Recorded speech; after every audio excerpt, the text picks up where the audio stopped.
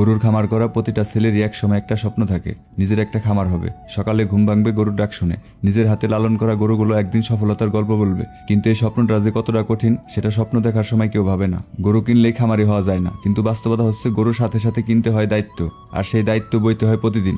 একটা গরু অসুস্থ হলে খামারের ঘুম হারাম হয়ে যায়। ডাক্তার আসবে কিনা, ওষুধ কাজ করবে কিনা, এই টেনশনে বুক ধরফর করে। আর এই জন্য কিছুটা হলেও আপনার চিকিৎসার অভিজ্ঞতা থাকা প্রয়োজন।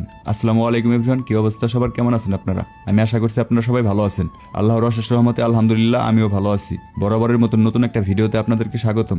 আমার মতো অনেকেরই খামারি হওয়ার স্বপ্ন, কিন্তু টাকার অভাবে শখের খামারের স্বপ্নই থেকে যায়। আর খামারি হওয়ার স্বপ্ন একবার দেখলে সেটা ছেড়ে দেওয়া এত সহজ না। অনেকেই হাসে, অনেকেই সমালোচনা করে, এত কষ্ট করে কি লাভ, কিন্তু কেউ দেখে না এই খামারটাই কারো বাঁচার অবলম্বন, কারো সন্তানের পড়াশোনার খরচ, কারো মা বাবার ওষুধের টাকা। রোদ বৃষ্টি ঝড় এগুলো মোকাবেলা করতে হয় সব নিজের উপর দিয়ে। আর এখন যে শীতকাল, সকালবেলা তো ঘুম থেকে উঠতেই মন চায় না। শীতের দিনে গরুর খামারিদের যে কি কষ্ট হয় সেটা একমাত্র একজন খামারিই বলতে পারবে। আর শীতের সময় খামারিদের সব থেকে বড় সমস্যা হলো ঘাসের সমস্যা। এই শীতে ঘাসের তেমন গ্রোথ থাকে না, যার জন্য ঘাসের বিকল্প খুঁজতে হয়। গরুর খামার টিকে রাখা মোটেও সহজ না। ধৈর্য লাগে, সাহস লাগে, পরিশ্রম লাগে, আর লাগে আল্লাহর ওপর অগাধ বিশ্বাস। আজ হয়তো লাভ কম, আজ হয়তো লোকসান, কিন্তু একটা খামারি জানে একদিন এই পরিশ্রমী সফলতার মুখ দেখাবে। যারা গরুর খামার করে শুধু খামারি না, তারা যোদ্ধা, নীরবে লড়ে যায়, কারণ তাদের স্বপ্নটা অনেক বড়।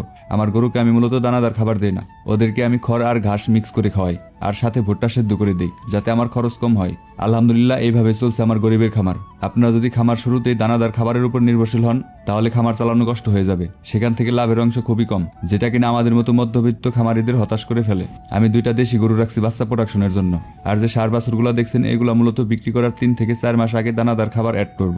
আলহামদুলিল্লাহ এই 4 মাসে এই গরুগুলা যথেষ্ট মোটা তাজা হয়ে যাবে এবং সারা বছরের খরচও কম হবে, যেটা আমার মতো মধ্যবিত্ত খামারিদের টিকে থাকার লড়াই। ভিডিওটা শেষ পর্যন্ত দেখার জন্য সবাইকে অসংখ্য ধন্যবাদ। ভালো থাকুন, সুস্থ থাকুন, দেখা হচ্ছে নতুন কোনো ভিডিওতে। আল্লাহ হাফেজ।